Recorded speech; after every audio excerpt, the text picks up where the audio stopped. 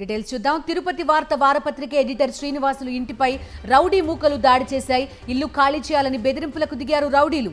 TTD chairman కి వ్యతిరేకంగా వార్తలు రాశారని ఆరోపిస్తూ ఇప్పటికే టీటీడీ చైర్మన్ ఒత్తిడితో శ్రీనివాసులపై 3 తప్పుడు కేసులు నమోదు చేశారు. శ్రీనివాసులు ఇంటిపై దాడిని భూమన అభినయ్ రెడ్డి ఖండించారు. తిరుపతి వార్త వారపత్రిక ఎడిటర్ శ్రీనివాసులు కుటుంబ సభ్యులను అభినయ్ రెడ్డి పరామర్శించారు.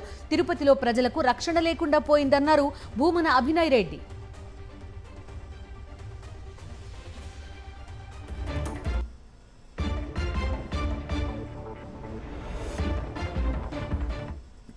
జరుగుతున్నటువంటి అన్యాయాలపైన గలం విప్పుతున్నటువంటి వాళ్ల మీద తప్పుడు కేసులు పెట్టడం అన్నది పరిపాటిగా మారిపోయింది.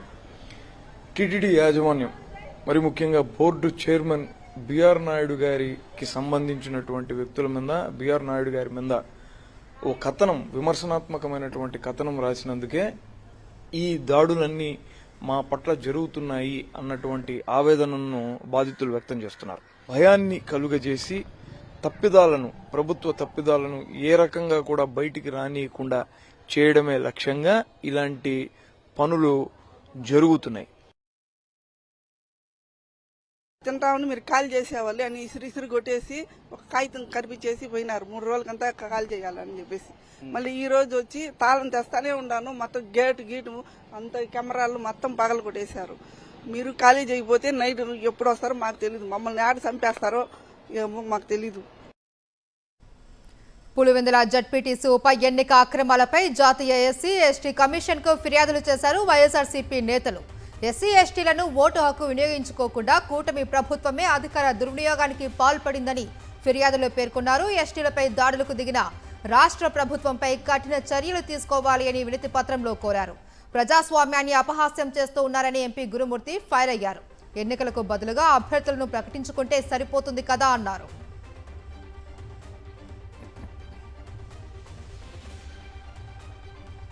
ఎలక్షనీరింగ్ని ఒక రాజ్యాంగబద్ధంగా ప్రశాంతమైనటువంటి వాతావరణంలో జరపకుండా రాష్ట్రానికి సంబంధించినటువంటి స్టేట్ ఎలక్షన్ కమిషన్ పూర్తిగా ఒకరి చేతుల్లోకి వెళ్ళిపోయి ప్రభుత్వం చేతుల్లోకి వెళ్ళిపోయి వాళ్ళకి ఇష్టం వచ్చినట్టు చేయడం, కనీసం ఎలక్షన్లో కూడా రెడ్ బుక్ రాజ్యాంగాన్ని అమలు పరుస్తున్నాం. ఇది చాలా తప్పు. ఇది ప్రజాస్వామ్యాన్ని అపహాస్యం చేయడమే. దాని బదులు వాళ్ళకి వాళ్లే క్యాండిడేట్లు నియమించుకుంటే సరిపోతుంది కదా. రాష్ట్రపతి, ఉపరాష్ట్రపతి, స్పీకర్ లాంటి రాజ్యాంగబద్ధమైన పదవుల ఎంపిక పార్టీలకు అతీతంగా ఉండాలన్నారు మండలి ప్రతిపక్ష నేత బొత్స సత్యనారాయణ. ఈ నేపథ్యంలోనే సంఖ్యాబలం ఉన్న పార్టీకే వైఎస్ఆర్సీపీ మద్దతిస్తుందన్నారు. గతంలో ప్రణబ్ ముఖర్జీ ఎన్నిక సందర్భంగా కూడా వైఎస్ఆర్సీపీ ఇదే విధానాన్ని అవలంబించిందని, ఇవాళ ఉపరాష్ట్రపతి ఎన్నికల్లోనూ అదే విధానం అవలంబిస్తామని స్పష్టం చేశారు బొత్స సత్యనారాయణ.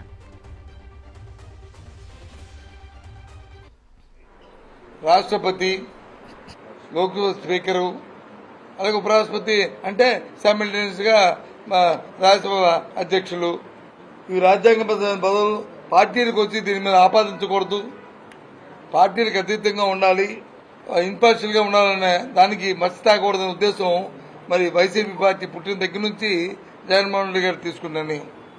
ఆ రోజు నేను పిసిసి అధ్యక్షుడు ఉన్నప్పుడు అప్పుడు జగన్మోహన్ రెడ్డి గారు వచ్చి వైసీపీ పార్టీ పెట్టారు. పెట్టి మేము ప్రణబ్ ముఖర్జీని వచ్చి కాంగ్రెస్ పార్టీ ప్రతిపాదిస్తే దానికి ఆయన సపోర్ట్ చేశారు. లేదు మేము కాదని వ్యతిరేకం, అప్పుడు కాంగ్రెస్ పార్టీకి వ్యతిరేకమే కదా జగన్మోహన్ రెడ్డి గారు.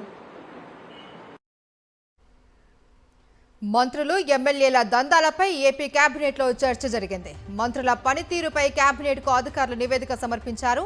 మంత్రులు ఘోరంగా వైఫల్యం చెందారంటూ సీఎం చంద్రబాబు అసహనం వ్యక్తం చేశారు. ఫైళ్ల పరిష్కారంలో మంత్రుల తీవ్ర ఆలస్యం చేస్తూ ఉన్నారని, ఒక్కో ఫైల్కు సరాసరిన ఒక్కో మంత్రి ఎంత టైం తీసుకుంటున్నారో వివరించారు సీఎం చంద్రబాబు. టీడీపీ ఎమ్మెల్యేల అసభ్య ప్రవర్తన, బూతులపైన కేబినెట్లో చర్చ జరిగింది. ఉద్యోగులపై దాడులు చేసిన ఎమ్మెల్యేలపై కేబినెట్లో చర్చించారు.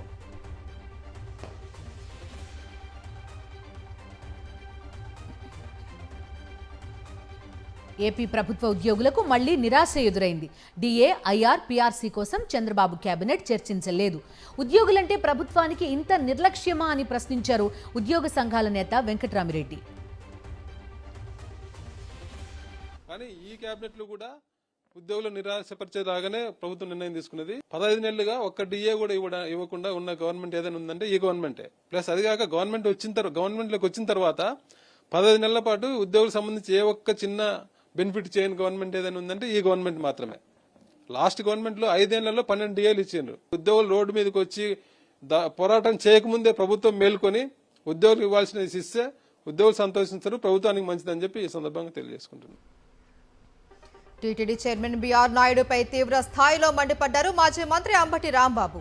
బాబు భజన చేసి టీటీడీ చైర్మన్ అయ్యారు అంటూ ఫైర్ అయ్యారు. దైవాన్ని అడ్డుపెట్టుకుని వ్యాపారం చేస్తూ ఉన్నారని ఆగ్రహం వ్యక్తం చేశారు. త్వరలో బీఆర్ నాయుడు తగిన మూల్యం చెల్లించుకోక తప్పదు అన్నారు అంబటి రాంబాబు. తిరుమల తిరుపతి దేవస్థానానికి చైర్మన్గా ఉన్నటువంటి బీఆర్ నాయుడు గారు ఆయన కేవలం ఒక వ్యాపారి. చంద్రబాబు నాయుడు గారు మిమ్మల్ని గౌరవించే కార్యక్రమం చేసి ఈ పవిత్రమైనటువంటి ఆధ్యాత్మిక కేంద్రానికి మిమ్మల్ని చైర్మన్గా పెట్టాడు. మహాపాపం చేశాడు చంద్రబాబు నాయుడు గారు. బీఆర్ నాయుడుతో పెట్టుకుంటే మాత్రం కుదరంటే ఎవరితోనే పెట్టుకోవచ్చు అంట, ఎంతకైనా తెగిస్తా అంట. ఏం తెగిస్తావే? మర్డర్ చేస్తావా? లేకపోతే ఊరేసుకుంటావా? నువ్వు రాజకీయ నాయకుడు అసలు కాదు. ఒక TV5 యాజమాన్యం ఇది. TV5లో రేటింగ్ కోసం ఎన్ని పనులు చేసావయ్యా? మిడ్ నైట్ మసాలాలు వేసాడయ్యా TV5లో. మిడ్ నైట్ మసాలాలు సిగ్గుందా నీకు? తిరుమల తిరుపతి దేవస్థానం పాలకవర్గం తీరుపై ఆగ్రహం వ్యక్తం చేస్తున్నారు భక్తులు, స్థానికులు. బోర్డు మొత్తాన్ని మార్చేసి సంస్కరించాలని డిమాండ్ చేస్తున్నారు. బీఆర్ నాయుడు లాంటి వ్యక్తిని చైర్మన్ చేసి తిరుమల పవిత్రతను భ్రష్టు పట్టించారన్నారు. 6 భక్తుల ప్రాణాలు బలిగొన్న ఇలాంటి బోర్డును వెంటనే బర్తరఫ్ చేయాలని డిమాండ్ చేశారు. తిరుమలలో గంజాయి, మద్యం, మాంసం ఏర్లై పారుతా ఉంది.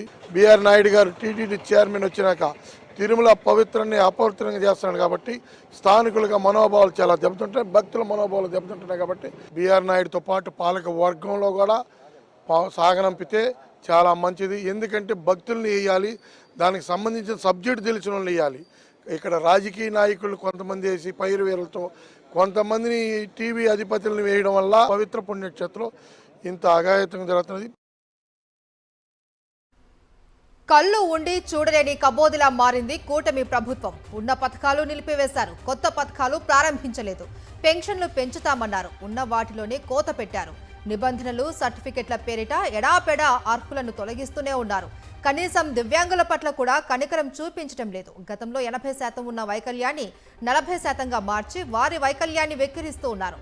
అక్కడితో ఆగకుండా దివ్యాంగ పెన్షన్లను వృద్ధాప్య పింఛన్లుగా మారుస్తూ ఇబ్బందులకు గురి చేస్తుంది కూటమి సర్కార్. చంద్రబాబు సర్కార్ తీరును నిరసిస్తూ రాష్ట్ర వ్యాప్తంగా పలు ప్రాంతాలలో దివ్యాంగులు నిరసన చేశారు.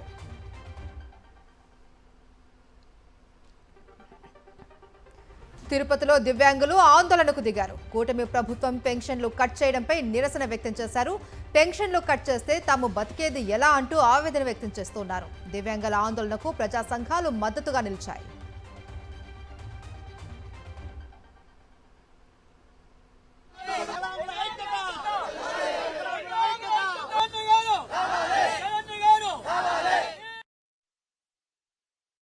నేను ఉద్యోగాలు కావాలని అడగల, రాజ్యాలు వెళ్తానని అడగల. నా పింఛన్ నాకు ఇవ్వండి. నాతోటి వికలాంగులు ఈదికెక్కారయ్యా. నా వికలాంగుల కోసం నేను చచ్చిపోతానికి అయినా రెడీ. నేను ఒంటరి మహిళని. ఇంతమంది వికలాంగుల కోసం నేను చచ్చిపోతానికి అయినా రెడీ. అయ్యా చంద్రబాబు నాయుడు గారు, ఆ రోజు ఎలక్షన్ కు ముందు మాకు మాట ఇచ్చావు. మానశ్రీ మందకృష్ణ మాదిక్ గారికి నువ్వు మాట ఇచ్చావు, నేను పింఛన్లు పెంచుతాను, వికలాంగుల్ని నా సోదరులా చూస్తానని. నేను దత్తత తీసుకుంటానన్నావు. నువ్వేం దత్తత తీసుకున్నావు? గుంటూరు జిల్లా మంగళగిరి విద్యాభవన్ ఎదుట డిఎస్సీ అభ్యర్థులు ధర్నాకు దిగారు. తాము క్వాలిఫై అయితే రాత్రికి రాత్రే స్కోర్ కార్డు మార్చేశారని మండిపడ్డారు. మొదట పాస్ అయినట్టు పంపి ఇప్పుడు స్కోర్ కార్డులో ఫెయిల్ అని పంపించారని ఆగ్రహం వ్యక్తం చేశారు. తమకు న్యాయం చేయాలని డిమాండ్ చేశారు. సార్, ఇన్ని రోజులు మేము ఎంత కష్టపడి చదివింటామో, తెలుగులో చదువుతూ వచ్చి సడన్ గా తెలుగు కాదు ఉర్దూలో చదవమన్నారు. అయినా రాసాం సార్. అక్కడికి మేము క్వశ్చన్ చేస్తే కన్సిడర్ చేయమని చెప్తే కూడా వాళ్ళు లేదు, ఉర్దూకి ఎలిజిబుల్, ఉర్దూ రాయండి, మీకు ఆల్టర్నేట్ ఇంగ్లీష్ సబ్జెక్ట్ ఉంటుంది కదమ్మా, కష్టపడి జాబ్ కొట్టుకోండి అన్నారు. అదే విధంగా మేము కష్టపడి మెరిట్ లిస్ట్ వరకు వచ్చాం సార్. మాకు జాబ్ వస్తుందనే తరుణంలో వీళ్ళు రాత్రి టెట్ స్కోర్ ఇన్వాలిడ్ అని చెప్పి ఇప్పుడు నువ్వు ఎలిజిబులే కాదు, టెట్టే ఎలిజిబుల్ కాదు అంటే ఇప్పుడు టెట్ నోటిఫికేషన్ ఇవ్వండి సార్. ఆటో డ్రైవర్లకు చంద్రబాబు ఇచ్చిన హామీలను తక్షణమే నెరవేర్చాలి అంటూ ఏపీలోని పలు ప్రాంతాలలో ఆటో డ్రైవర్స్ నిరసన చేపట్టారు. విజయవాడ ఆటో వర్కర్స్ యూనియన్ ఆధ్వర్యంలో చేపట్టిన ఈ నిరసనలో AP auto drivers and workers federation నాయకులు దోనేపూడి శంకర్, వామనమూర్తి, ఆటో డ్రైవర్లు పాల్గొన్నారు. నిరసనలో భాగంగా చంద్రబాబు ఎన్నికల్లో ఇచ్చిన హామీల ఆడియోను వినిపించారు. మహిళలకు ఉచిత బస్సు సదుపాయం వల్ల ఆటో డ్రైవర్లను ప్రమాదంలోకి నెట్టింది అని ఆందోళన వ్యక్తం చేశారు. స్త్రీ శక్తి పథకం వల్ల నష్టపోయిన ప్రతి ఆటో డ్రైవర్ను ఆదుకోవాలి అని డిమాండ్ చేశారు. ఆటో కార్మికులకు సంక్షేమ బోర్డు ఏర్పాటు చేయాలి అని, నెలకు 5,000 పెన్షన్ ఇవ్వాలి అని కోరారు.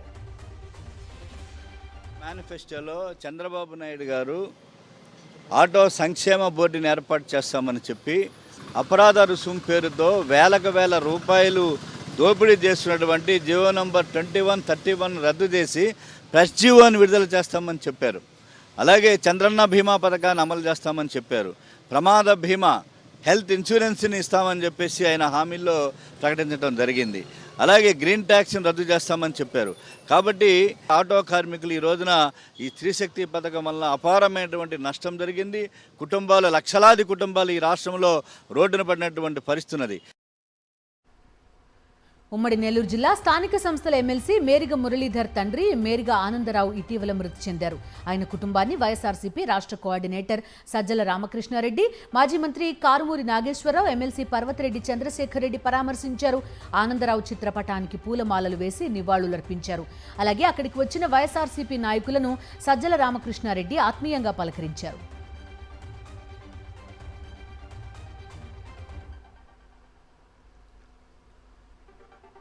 పల్నాడు జిల్లా గరికపాడులో టీడీపీ నేత బరి తెగించాడు. దళిత మహిళపై టీడీపీ నేత ముక్కపాటి వెంకటేశ్వర్లు అత్యాచార యత్నానికి పాల్పడ్డాడు. అర్ధరాత్రి మహిళ ఇంటికెళ్లి లైంగిక దాడికి ప్రయత్నించాడు. దీంతో ఆమె కేకలు వేయడంతో అక్కడి నుంచి పరారయ్యాడు. తన కోరిక తీర్చాలి అంటూ కొంతకాలంగా టీడీపీ నేత ముక్కపాటి వెంకటేశ్వర్లు వేధిస్తూ ఉన్నాడని బాధితురాలు వాపోయింది. కోరిక తీర్చకపోవడంతో తనను కులం పేరుతో దూషించాడు అని ఆమె ఆవేదన వ్యక్తం చేస్తోంది.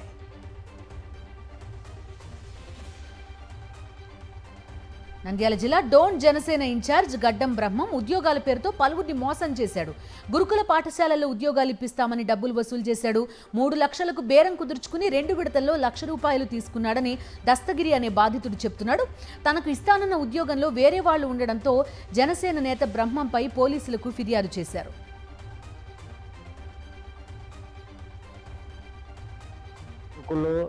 కాంట్రాక్ట్ బేసిక్ కింద జాబ్ ఇప్పిస్తానని గడ్డం బ్రహ్మం నాతో 25,000 తీసుకెనాడు. తర్వాత రెండో విడతగా 70,000 తీసుకెనాడు. ఇంతవరకు జాబులు వస్తున్నాయని చెప్తూనే ఉన్నారు, కానీ ఎలాంటి జాబులు అయితే రావడం లేదు. ఇది జరగబట్టి 8 నెలలు అయింది. సన్నగా జాబ్స్ స్కూల్లో తెరిచినారు, జాయినింగ్స్ కూడా అయిపోయినాయి. నాకు నమ్మకం లేక నిన్న రాత్రి పోలీస్ స్టేషన్ కాటికి వచ్చినాను. జాబ్కి వచ్చేసి 3,50,000 అడిగినారు. పిఠాపురం పాదగయ క్షేత్రంలో రేపు నిర్వహించే సామూహిక వరలక్ష్మి వ్రతాలకు రాజకీయ రంగు పులిమారు. జనసేన నేతలు 12,000 టోకెన్లు ఇస్తామని చెప్పి కేవలం కూటమి పార్టీల వాళ్లకే పంపిణీ చేశారు. టీడీపీ, బీజేపీ నేతలకు చెరో 1000 చొప్పున టోకెన్లు కేటాయించారు. సామాన్య భక్తులకు ఇవ్వలేదు. భారీగా తరలివచ్చిన మహిళలు టోకెన్లు ఇవ్వలేదు. దీంతో గంటల తరబడి క్యూ లైన్లలో మహిళలు తీవ్ర అవస్థలు పడ్డారు. తోపులాట కూడా చోటు చేసుకుంది. అక్కడ మహిళా పోలీసులను కూడా నియమించలేదు అని ఫైర్ అయ్యారు. టోకెన్లు లేవు అని చెప్పడంతో నిరాశతో వెనుతిరిగారు. వ్రతం టోకెన్లన్నీ నేతలే పనిచేసుకున్నారు అని మండిపడ్డారు మహిళలు. ఓటు ఏమైనా ఎంచుకున్నాడు, పిఠాపురం ఏమైనా గెలిచాడు, పిఠాపురం ఇంకా లేదు ఎలా చేస్తానన్నాడు. ఒక ఆపరేల గుళ్ళో ఆడకూతురు పూజకి ఎలా చేస్తేనే రేపు పొద్దున కీచుల్లో ఇంకేం చేయగలరు? ఇలా వేసిన అందరినీ బాధ పెట్టాడు. చాలా పొరపాటు. ఎప్పుడు జరిగేలాగా 500 మందికి 100 మంది లైన్లో నుంచి వాళ్ళకి చెప్తే ఉన్నారు. ఇలాగా 3,000 జనం ఉండిపోయారు. ఇలాగా ఎవరికి ఇచ్చారు?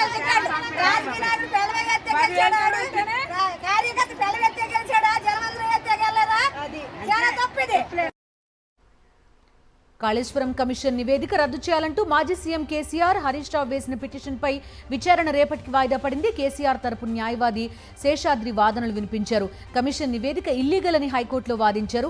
వ్యక్తిగత ప్రతిష్ట దెబ్బతీసేలా కమిషన్ నివేదిక ఉందన్నారు లాయర్ శేషాద్రి. నిబంధనలను కమిషన్ పాటించలేదని ధర్మాసనం ముందు వాదించారు.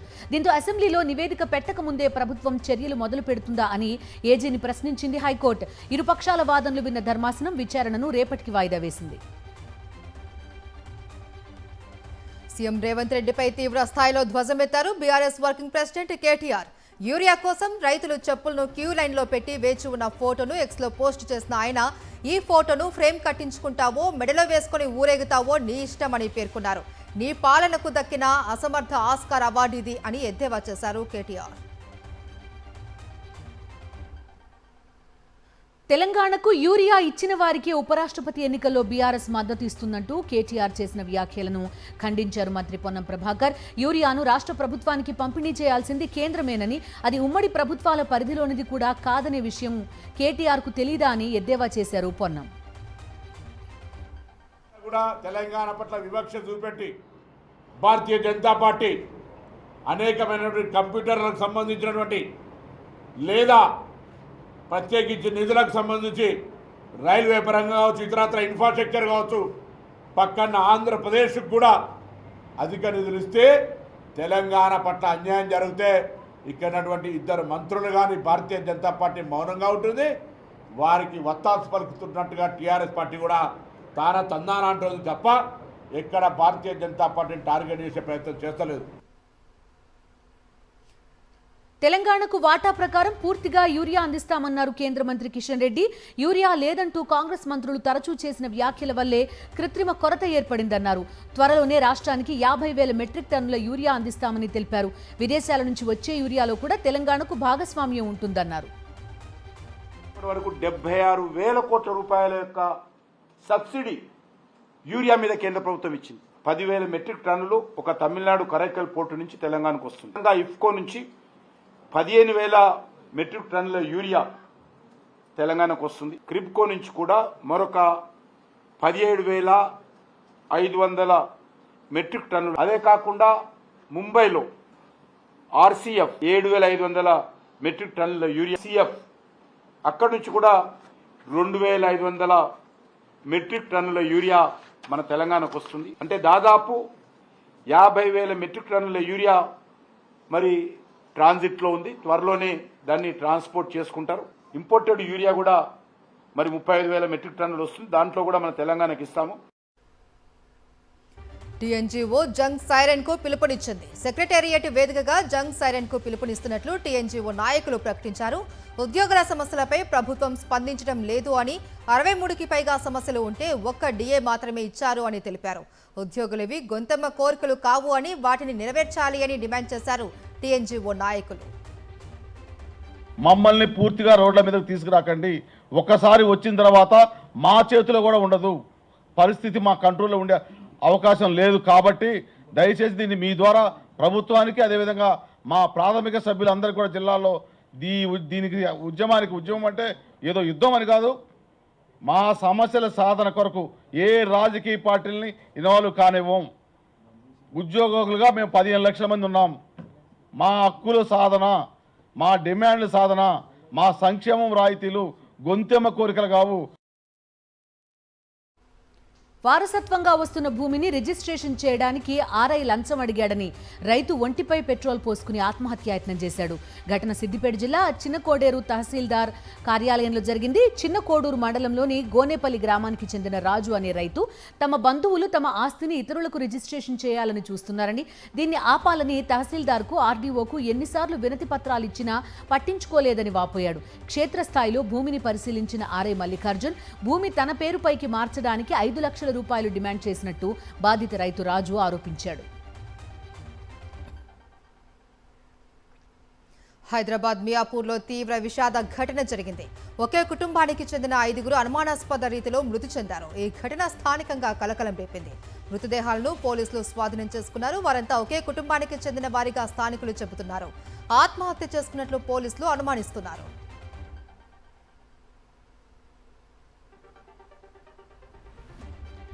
అన్నమయ్య జిల్లా బాలరాజుపల్లి సమీపంలోని చెయ్యేరులో టీడీపీ నేతల ఇసుక దందాకు 3 విద్యార్థులు బలయ్యారు. బాలరాజుపల్లి వద్ద అనుమతి లేకుండా ఇసుక తవ్వకాలు జరపడంతో భారీగా గుంతలు ఏర్పడ్డాయి. లోతు తెలియక ఇసుక క్వారీ గుంతల్లో పడి ప్రాణాలు వదిలారు 3 విద్యార్థులు. మృతి చెందిన వారు అన్నమాచార్య ఇంజనీరింగ్ కాలేజ్కి చెందిన ఎంబీఏ విద్యార్థులు దిలీప్, చంద్రశేఖర్ రెడ్డి, కేశవగా పోలీసులు గుర్తించారు.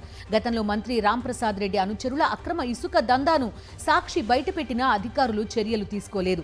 ప్రభుత్వం పట్టించుకోకపోవడంతో నేడు 3 నిండు ప్రాణాలు బలయ్యాయి. జాతీయ వార్తలు చూద్దాం. Ilaya Thalapathy, Tamil star hero Vijay party TVK mega కార్యవర్గ సమావేశం మదురైలో జరిగింది. వేలాది మంది కార్యకర్తలు, అభిమానులు ఈ బహిరంగ సభకు తరలివచ్చారు. సభాస్థలి వద్ద ఇసుకేస్తే రాలనంతగా జనం కనిపిస్తున్నారు. 200 అడుగుల దూరం మేరకు ఏర్పాటు చేసిన భారీ ర్యాంపుపై నడుచుకుంటూ వెళ్లి అభిమానులు, కార్యకర్తలకు అభివాదం చేశారు హీరో విజయ్. తన పార్టీ సిద్ధాంతాలను ప్రజల్లోకి తీసుకెళ్లారు హీరో విజయ్. బీజేపీ తమకు సైద్ధాంతిక శత్రువు, డీఎంకే రాజకీయ శత్రువు అని ఇప్పటికే స్పష్టం చేశారు విజయ్. ఎవరితోనూ పొత్తు పెట్టుకునే ప్రసక్తే లేదు అని, ఒంటరిగా బరిలోకి దిగి ప్రజా తీర్పు కోరతాము అని తేల్చి చెప్పారు. తాను మధురై ఈస్ట్ నుంచి పోటీ చేస్తున్నట్లు విజయ్ ప్రకటించారు. இந்த முகத்துக்காக நீங்க ஓட்டு போட்டீங்கன்னா உங்க வீட்டில் இருக்கிற உங்களுடைய வேட்பாளர் ஜெயிச்ச மாதிரி. என்னடா இவர் ஏதோ ஓவரா சொல்றாருன்னு நினைக்க வேணாம். பிராக்டிக்கலா அப்படிதான் இருக்கும், அப்படிதான் இருக்கணும். நீங்களும் அப்படிதான் நினைப்பீங்கன்னு நான் நம்புறேன். ஏன்னா இது நம்மளை விட நம்ம எதிரிங்களுக்கு இன்னும் நல்லாவே தெரியும். அதனால எல்லா இந்த அதிகார பலம் எல்லாத்தையும் தூக்கிட்டு வந்துருவாங்க. வரட்டும், பாத்துக்கலாம். TVK will take it, TVK will meet it, TVK will compete with it and TVK will conquer it.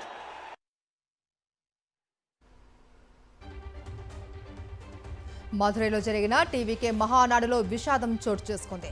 భారీగా జనం తరలి రావడంతో సభాస్థలి వద్ద పలువురు అస్వస్థతకు గురికాగా ఒకరు ప్రాణాలు కోల్పోయారు. 33 ఏళ్ల టీవీకే వాలంటీర్ ప్రభాకరన్ వేదిక వద్ద కళ్ళు తిరిగి పడిపోయాడు. హాస్పిటల్కు తీసుకెళ్లగా అప్పటికే అతడు చనిపోయినట్టు వైద్యులు ధృవీకరించారు.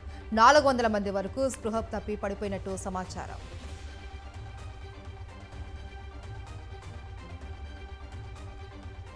పార్లమెంట్ వర్షాకాల సమావేశాలు ముగిశాయి. లోక్సభ, రాజ్యసభ నిరవధికంగా వాయిదా పడ్డాయి.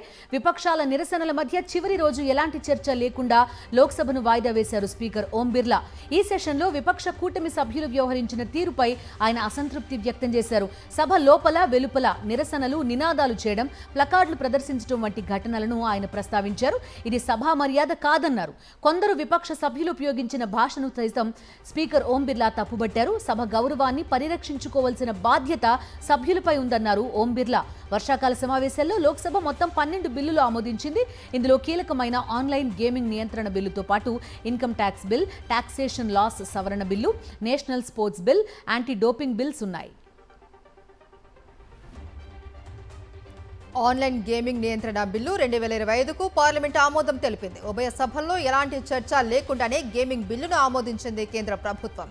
నిన్న లోక్సభ ఆమోదం పొందిన బిల్లును తాజాగా రాజ్యసభలో ప్రవేశపెట్టారు కేంద్ర మంత్రి Ashwini Vaishnaw. Online money games యువత, మధ్యతరగతి జీవితాలను నాశనం చేస్తూ ఉన్నాయని, వేలాది మంది కోట్లాది రూపాయలు పోగొట్టుకొని ప్రాణాల మీదకు తెచ్చుకుంటున్నారు అన్నారు. మనీ లాండరింగ్ ద్వారా ఈ నిధులు ఉగ్ర సంస్థలకు చేరుతున్నాయని తెలిపారు. ఇండియా కూటమి ఉపరాష్ట్రపతి అభ్యర్థి justice B Sudarshan Reddy nomination దాఖలు చేశారు.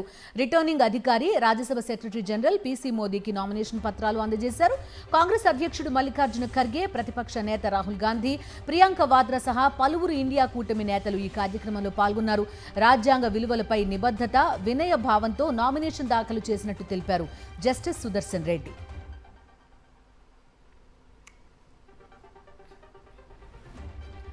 అంతరిక్షం నుండి చూస్తుంటే చుట్టూ చీకట్ల మధ్య మిరుమిట్లు గొలుపుతూ భారత్ మెరిసిపోతుంది అన్నారు ఆస్ట్రోనాట్ శుభాంశు శుక్లా. స్పేస్ నుంచి ఇండియాను వీక్షించడం అందమైన అనుభూతి అని చెప్పారు. యాక్సియం 4 మిషన్లో భాగంగా అంతర్జాతీయ అంతరిక్ష కేంద్రానికి వెళ్లొచ్చిన శుభాంశు శుక్లా ఢిల్లీలో మీడియాతో మాట్లాడారు. మిషన్ విషయాలను పంచుకున్నారు. యాక్సియం 4 మిషన్లో నేర్చుకున్న పాఠాలు గగన్యాన్, భారత స్పేస్ స్టేషన్ ప్రాజెక్టులకు ఎంతో ఉపయోగపడతాయని తెలిపారు శుభాంశు శుక్లా. సీఎం రేఖా గుప్తాపై దాడి ఘటన నేపథ్యంలో Delhi police commissioner SBK Singh పై బదిలీ వేటు పడింది. ఆయన స్థానంలో సతీష్ గోల్షాను కొత్త సిపిగా నియమిస్తూ ప్రభుత్వం ఉత్తర్వులు జారీ చేసింది. Satish Golcha 91 batch IPS officer. SBK Singh ఈ నెల 1వ తేదీనే ఢిల్లీ పోలీస్ కమిషనర్ గా బాధ్యతలు చేపట్టారు.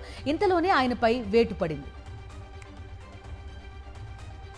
గుజరాత్ లో వరదలు భీభత్సం సృష్టిస్తూ ఉన్నాయి. రాష్ట్రంలో పలు చోట్ల ప్రధాన రహదారులు పూర్తిగా నీట మునిగాయి.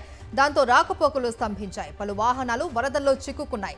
పోరబందర్ దగ్గర మాధవ్పూర్ జైన్ ప్రాంతంలోని మోచా కడ్చా రోడ్డును ముంచేసిన వరదలో ఓ ట్యాంకర్, ట్రాక్టర్ చిక్కుకుపోవడంతో అందులోని 13 మంది ప్రమాదంలో పడ్డారు. వారిని రక్షించేందుకు ఎన్డీఆర్ఎఫ్ బృందాలు, పోలీసులు రంగంలోకి దిగాయి.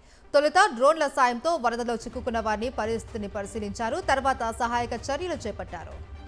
అంతర్జాతీయ వార్తలు చూద్దాం. భారత్, అమెరికా మధ్య రష్యా చమురు దిగుమతులపై ఏర్పడిన ఉద్రిక్తతల నడుమ విదేశాంగ మంత్రి జయశంకర్ కీలక వ్యాఖ్యలు చేశారు. భారత్ రష్యా సంబంధాలపై మరింత సృజనాత్మకంగా ముందుకెళ్లాలని పేర్కొన్నారు.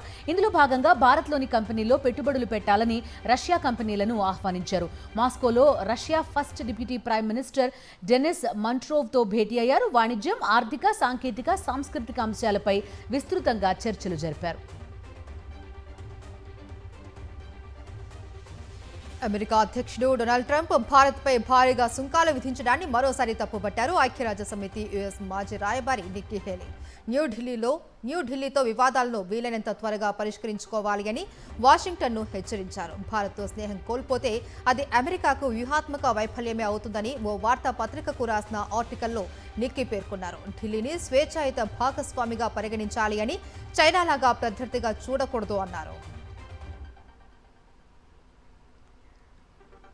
అమెరికాకి చెందిన ప్రముఖ న్యాయమూర్తి, ప్రపంచంలోనే అత్యంత దయగల జడ్జిగా నిలిచిన ఫ్రాంక్ క్యాప్రియో కన్నుమూశారు. కొంతకాలంగా ప్యాంక్రియాటిక్ క్యాన్సర్తో ధైర్యంగా పోరాడిన ఆయన చికిత్స పొందుతూ మరణించారు. ఈ మేరకు ఆయన కుటుంబ సభ్యులు ప్రకటించారు. కాటన్ ప్రావిడెన్స్ అనే రియాలిటీ కోర్ట్ షో ద్వారా క్యాప్రియో లక్షలాది మంది అభిమానులను సంపాదించుకున్నారు. Coming to business updates. దేశీయ స్టాక్ మార్కెట్లు వరుసగా 4వ రోజు కూడా లాభాల బాటలో పయనించాయి. ట్రేడింగ్ ముగిసే సమయానికి బీఎస్ఈ సెన్సెక్స్ 143 పాయింట్ల లాభంతో 82,000 వద్ద స్థిరపడింది. అదేవిధంగా ఎన్ఎస్ఈ నిఫ్టీ 33.20 పాయింట్లు పెరిగి 25,084 వద్ద ముగిసింది.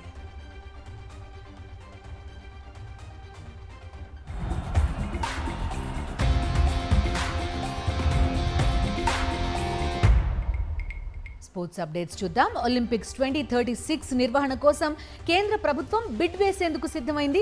మరికొన్ని రోజుల్లో బిడ్డింగ్ ప్రక్రియ మొదలు కానుంది. అహ్మదాబాద్ ప్రధాన కేంద్రంగా క్రీడల నిర్వహణ కోసం భారత్ ఏర్పాట్లు చేయనుంది. అయితే ఈ విషయంలో ఏమైనా సహాయ సహకారాలు అవసరమైతే అందించడానికి తాము సిద్ధమని ఆస్ట్రేలియా ప్రకటించింది. భారీ క్రీడా సంగ్రామం నిర్వహణలో నమ్మకమైన భాగస్వామిగా ఉంటామని హామీ ఇచ్చింది.